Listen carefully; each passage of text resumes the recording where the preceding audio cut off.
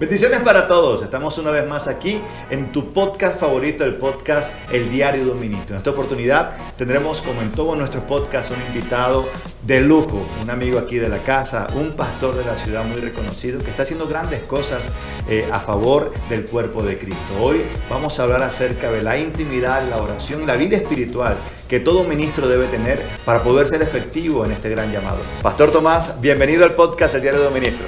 Buenos días, Pastor Juan Carlos. Qué honor contar con tu presencia. Gracias por la invitación. Qué bueno estar con ustedes, las personas que hoy están conectadas. Amén. Poder enviarles un saludo desde acá de Ciudad de Reino. Y edificarlos con todo. Amén. Ese es el que propósito. Es un hombre que porta mucho en su espíritu para poderlos entregar. Estamos aquí para poder ser bendición.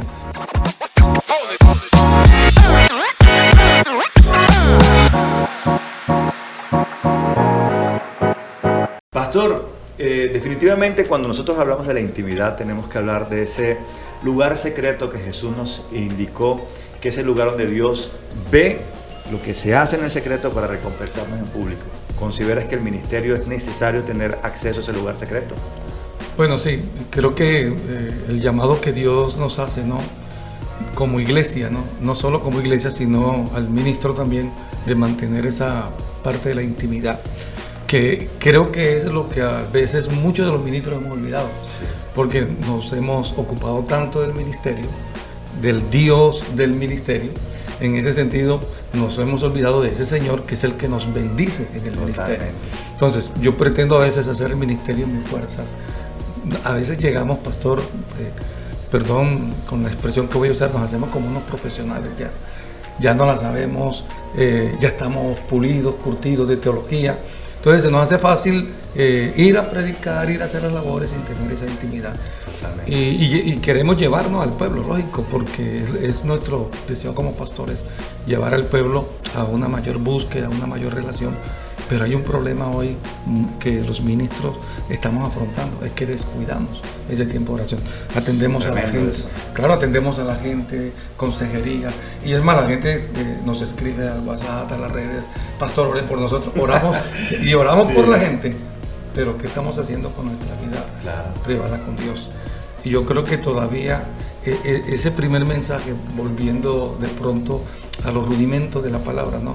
Que nosotros recibimos y que hemos enseñado a la gente de cerrar la puerta del aposento, entrar a solas con Dios, eso debe cumplirse hoy literalmente en la vida de los que estamos sirviendo al Señor. Y creo que es allí donde nosotros hemos perdido mucha eficacia. ¿Por qué? Porque mire algo tremendo, ¿no? Jesús tenía algo. Jesús está con sus discípulos pasan tiempo con él. Pero los discípulos saben orar, los discípulos tienen una vida de oración, tienen un tiempo de oración. Como buenos judíos ellos saben, porque ellos, ustedes saben que ellos oran por todo. Sí. En la Shema ellos saben lo que es tomar, por cualquier cosa le componían una oración, por un par de zapatos que compraban, por todo. Entonces ellos saben orar, pero ellos ven algo en Jesús, la intimidad del Señor, que Jesús pasa tiempo orando y que su vida produce frutos extraordinarios. Total. Y entonces ellos son confrontados con esto. Entonces le dicen, Señor, enséñanos a orar. Ellos sienten que hay algo. Es una excelente petición que creo que todos nosotros tenemos que recordar y decirle exactamente lo mismo al Señor. Señor, enséñanos a orar porque no lo sabemos. Así es. No, y ellos pensaban que sabían. Sí. Y podían tener toda la preparación. Total. Estaban con el Señor, entre comillas, pero eso no los eximía de ellos aprender a la oración. Y eran los 12 los que estaban más cerca del Señor. Y le dice, Señor, enséñanos a orar. Y hay algo tremendo. Mire que ellos veían que Jesús tenía esos tiempos de oración y sucedían cosas extraordinarias. Entonces ellos dicen, aquí hay algo. Sí, el secreto del poder de Jesús está ahí en la oración. Y yo creo que esto es lo que queremos hoy transmitirle a las personas que nos están siguiendo. El secreto del ministro es en la intimidad con Dios. Así es. Y queremos ver muchos milagros, queremos ver respaldo de Dios, pero muy poca intimidad, muy poca revelación. Ahora, si recordamos que en la intimidad es que está la revelación. Así es, totalmente. Y me encanta algo, pastor, y es que como se ha profesionalizado tanto eso, el ministerio, No podemos caer en ese profesionalismo, tenemos que volver a la dependencia de una relación. Y la relación, como toda aquella, se perfecciona con el hacer.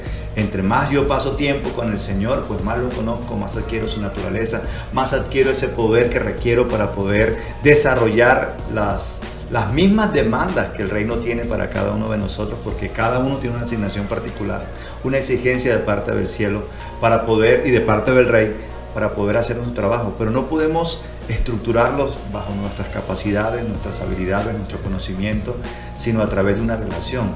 Ahí es donde entra ese concepto que Jesús dijo, nunca los conocí. Apártense de mí, hacedores de maldad. Pero Señor, en tu nombre hicimos milagros, echamos fuera demonios, sanamos enfermos. Sí, pero ese poder no brotó de una relación. Ese es nuestro gran peligro. Sí, eso de pronto se manifestó por el conocimiento que ellos mismos tenían, las experiencias que ya habían vivido, pero no de una íntima relación.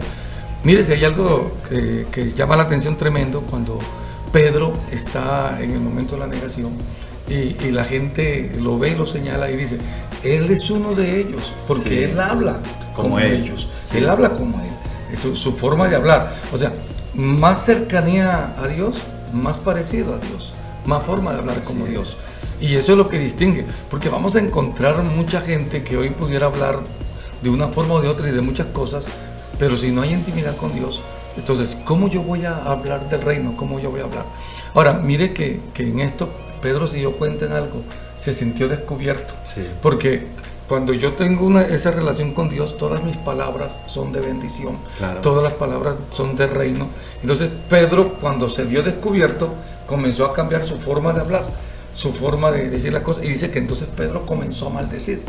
Entonces ahí hubo una confrontación, por eso Pedro comenzó a llorar, lógico, cuando canta el gallo y él siente que le falló al maestro, él tiene un llanto amargo. Y yo creo que ese debiera ser el llanto amargo que nosotros debiéramos tener hoy como Pedro, ¿no? En nuestra intimidad con Dios. Reconocer que en cierta forma hemos fallado esos tiempos de oración con el Señor, que no hemos sido tan influyentes en nuestra forma de expresarnos de Él con los demás, de darlo a conocer, y de que yo voy a demostrar verdaderamente a la gente que yo estoy muy cerca del Señor y que todo lo que yo hablo como ministro de Dios, como siervo de Dios, va a afectar lugares y a bendecir vidas, porque eso se trata, la intimidad con Dios.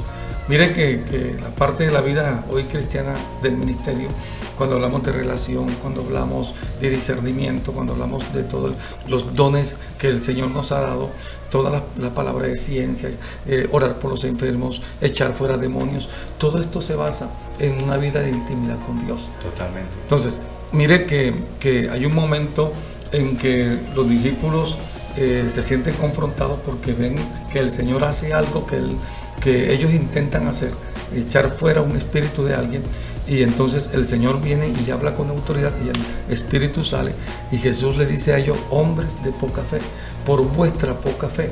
Ahora, no era porque no pudimos echarlo fuera por su poca fe. Ellos no pudieron. Entonces, ¿de dónde se basaba la poca fe que ellos tenían? Quizás no era que no tuvieran fe, porque si no, no lo hubieran intentado, sino que yo leía a un escritor que decía que la confrontación era por la falta de intimidad con Dios, para ellos poder afrontar esa fuerza con la que ellos estaban luchando. Y pienso que esa es una de las grandes estrategias que ha tenido Satanás en contra del ministerio y de los ministros, y es mantenernos alejados de la intimidad con Dios, de ese lugar secreto, por diferentes ocupaciones. Si pudiésemos hacer una ilustración de cuál ha sido la mejor estrategia que ha tenido Satanás en este tiempo en contra de nosotros y tratar de detener el avance del evangelio, es distraigámoslos.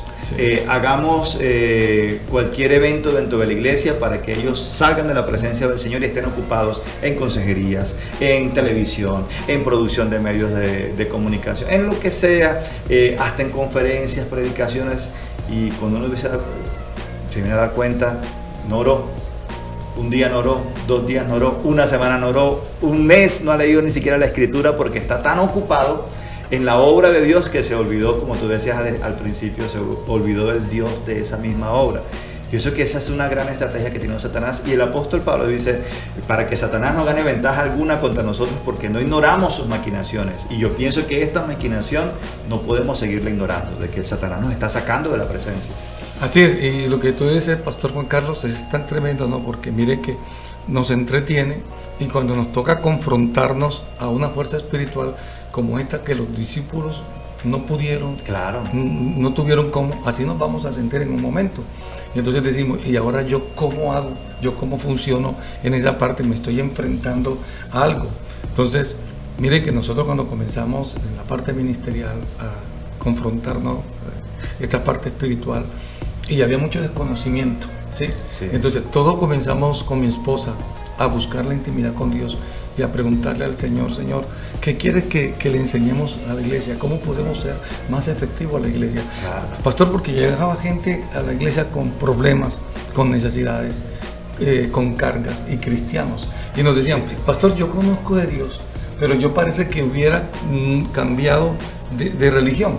Sí, ahora soy cristiano, parece que cambié, dijo alguien, la Biblia por la camándula por la Biblia, el agua bendita por el aceite, y las cosas no cambian. Tengo problemas todavía, estoy enferma, estoy presentando adicciones así, y nosotros en consejería decíamos, ¿y ahora qué hacemos, Claudio? Claro. ¿Cómo le respondemos? Porque siguen con las mismas luchas. Entonces nos tocó meternos más en oración con el Señor y más en ayuno y preguntarle, Señor, ¿cómo podemos ayudar a estas personas? ¿De qué forma? Yo sé que hay personas que nos están escuchando, nos están viendo en este momento, que están en la misma inquietud. ¿Cómo confronto yo esto? Porque estamos haciendo los cultos, predicamos y vienen las personas y nos dicen, que estamos luchando todavía con las mismas cosas. Me congrego, yo diezmo, yo ofrendo, yo leo la Biblia. Y entonces comenzó Dios a mostrarnos cosas en el mundo espiritual que ahora teníamos que hacer con ellos para ser más efectivos. Y cuando venían a consejería, si le llegábamos al Señor, le preguntamos, Señor, ¿qué hacemos? ¿Cómo les ayudamos? Claro. Y el Señor nos comenzó a dar estrategias de sanidad interior, de liberación. Reveladas.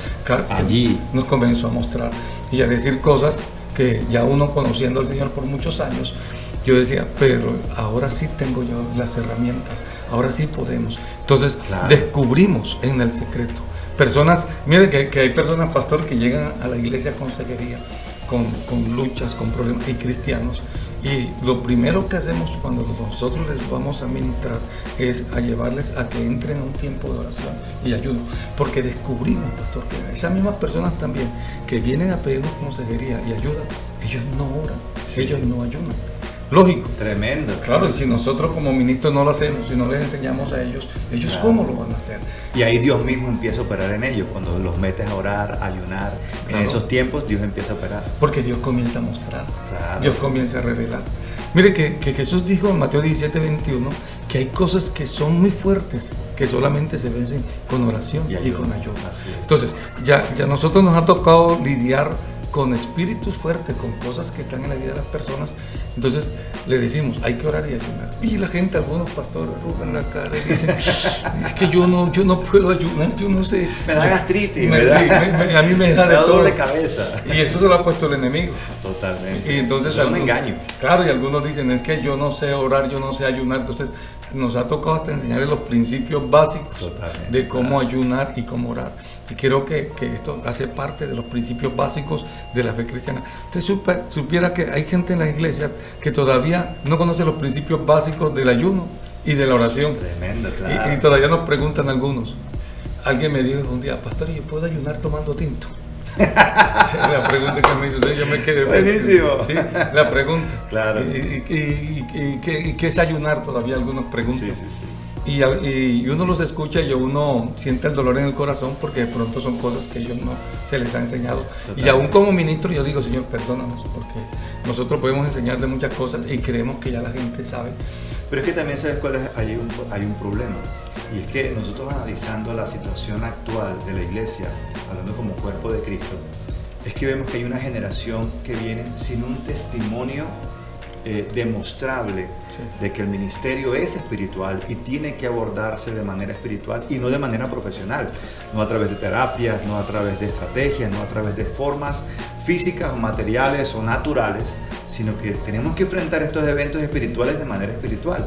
Entonces tenemos una generación que no ha visto a los ministros orar, que no ha tenido conciencia del ayuno, que no he tenido conciencia de la guerra espiritual, que no he tenido conciencia de las artimañas satánicas del diablo para afectar la iglesia, sino creemos que todo es natural. No, la iglesia tiene una situación económica complicada porque la situación global financiera en el mundo está complicada. No, la iglesia tiene problemas de crecimiento porque la gente está migrando, porque hay problemas políticos en el territorio en el cual Dios nos ha puesto a ministrar. No, la iglesia está menguando en el crecimiento, o no se abre casas de paz o grupos en casa o células porque no, la gente está ocupada. No.